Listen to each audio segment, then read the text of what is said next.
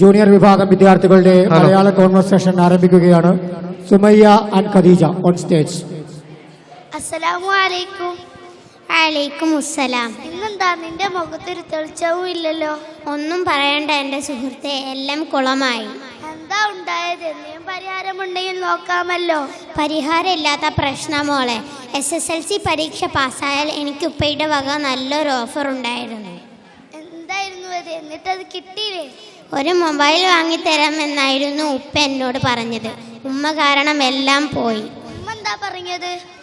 ഇനി പഠനഭാരം കൂടുകയാണെന്നും മൊബൈൽ കിട്ടിയാൽ പഠനത്തിലുള്ള ശ്രദ്ധ കുറയുമെന്നും പറഞ്ഞു. കിട്ടുന്ന കാശ് മുഴുവൻ റീചാർജ് ചെയ്യാനേ ഉണ്ടാവൂ എന്നും പറഞ്ഞു. എന്നിട്ടൊന്നും പറഞ്ഞില്ലേ? പിന്നല്ലാതെ, മൊബൈൽ കിട്ടിയാൽ വഴിതെറ്റാനുള്ള ചാൻസ് കൂടുതലാണെന്നും പറഞ്ഞു. സ്വയം നിയന്ത്രിക്കാൻ കഴിവുള്ളവർ എങ്ങനെയാ വഴിതെറ്റുന്നത്?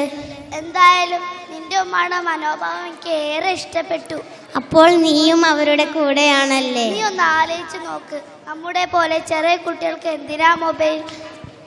ഉമ്മ പറഞ്ഞതുപോലെ പഠന സമയം മുഴുവൻ അതിന്മേലായിരിക്കും നമ്മൾ ചെലവാക്കുന്നത്. പ്രായത്തിന്റെ ചാബല്യം കാരണം വഴി തെറ്റാനുള്ള ചാൻസ് തള്ളിക്കളയാനാവില്ല. നിന്റെ നന്മയ്ക്ക് വേണ്ടിയല്ല അവരിങ്ങനെ ഒരു തീരുമാനമെടുത്തത്. എനിക്ക് അവരെ മനസ്സിലാക്കാൻ പറ്റിയില്ല. ഇപ്പോഴെങ്കിലും മനസ്സിലാക്കാൻ പറ്റുമല്ലോ. എന്നാൽ ശരി, പിന്നെ കാണാം. അസ്സലാമു അലൈക്കും. വലൈക്കും അസ്സലാം. Thank you, Sumayya and Khadija. Ishal and Amina Isna. Junior വിഭാഗം വിദ്യാർത്ഥികളുടെ മലയാളം കോൺവെർസേഷൻ മത്സരം പുരോഗമിക്കുന്നു. Next, Ishal and Amina Isna. അസ്സലാമു അലൈക്കും വറഹ്മത്തുള്ളാഹി വബറകാതുഹു. വലൈക്കും അസ്സലാം വറഹ്മത്തുള്ളാഹി വബറകാതുഹു. ഇന്നലെ രാത്രി എനിക്ക് കിടന്ന് ഉറക്കം വന്നില്ല. അതെന്താ കാര്യം?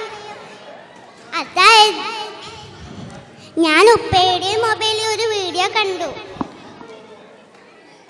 ഇത്തിരി ഗുരുതരമായ ആ വീഡിയോ ഏതാണ്? നീ കണ്ടില്ലേ? അതേറെ വൈറലായ വീഡിയോ ആണല്ലോ. ഞാൻ ശ്രദ്ധിച്ചില്ല. നീ മനുഷ്യന്റെ വേജാറാക്കാണ്ട് കാറെ എന്താന്ന് പറ. അതായത് ഒരു 7-8 വയസ്സുള്ള ഒരു കുട്ടി മൊബൈൽ കാണുകയായിരുന്നു. അപ്പോൾ അമ്മ വന്ന് മൊബൈൽ മാറ്റി വെച്ച് പഠിക്കാൻ പറഞ്ഞു. പക്ഷേ അവൻ അത് കൂട്ടാക്കുന്നില്ല. സഹികെട്ട് അമ്മ അവനിൽ നിന്ന് മൊബൈൽ വാങ്ങി വെച്ച് പഠിക്കാൻ പറഞ്ഞു.